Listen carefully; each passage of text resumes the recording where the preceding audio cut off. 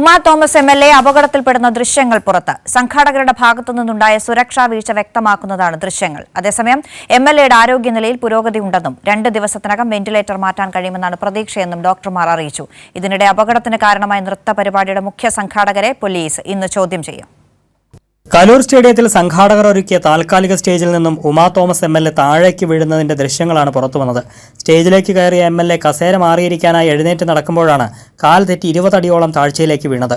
കസേരകൾ നിരത്തിയതിനു മുന്നിൽ സ്റ്റേജിലൂടെ ഒരാൾക്ക് മാത്രം നടക്കാവുന്ന സ്ഥലം മാത്രമേ ഉണ്ടായിരുന്നുള്ളൂവെന്ന് ദൃശ്യങ്ങളിൽ വ്യക്തമാണ്. മാത്രമല്ല, ബാരിക്കേഡിന് പകരം റിബൺ കെട്ടിയ ക്യൂ മാനേജർ മാത്രമാണ് സ്റ്റേജിന് മുന്നിൽ സ്ഥാപിച്ചിരുന്നത്. സംഘാടകരുടെ ഗുരുതരമായ അലംഭാവം പ്രകടമാക്കുന്നതാണ് ദൃശ്യങ്ങൾ. അതേസമയം എം.എൽ.എയുടെ ആരോഗ്യനിലയിൽ പുരോഗതിയുണ്ടെന്നും 2 ദിവസത്തിനകം വെന്റിലേറ്റർ മാറ്റാൻ കഴിയുമെന്നാണ് പ്രതീക്ഷയെന്നും ഡോക്ടർമാർ അറിയിച്ചു.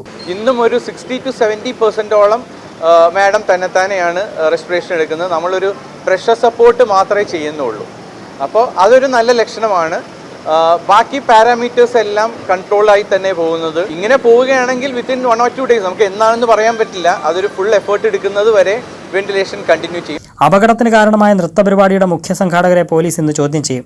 മൃദംഗ vision managing director M Nikosh Kumar, Oscar event management proprietor PS Janeesh എന്നിവരാണ് ഹൈക്കോടതി നിർദ്ദേശപ്രകാരം അന്വേഷണ ഉദ്യോഗസ്ഥന് മുൻപിൽ ഹാജരാകുന്നത്. അപകടവുമായി ബന്ധപ്പെട്ട കേസിൽ 2 പേരെയും പോലീസ് പ്രതി ചേർത്തിരുന്നു. നരഹത്യാശ്രമത്തിന് ജാമ്യമില്ലാ വകുപ്പുകൾ പ്രകാരമാണ് കേസെടുത്തിരിക്കുന്നത്. ഇതിനു പുറമെ സംഘാടകർക്കെതിരെ സാമ്പത്തിക തട്ടിപ്പ് ആരോപണത്തിന്റെ പശ്ചാത്തലത്തിൽ വഞ്ചനാ കേസും ചുമത്തിയിരുന്നു.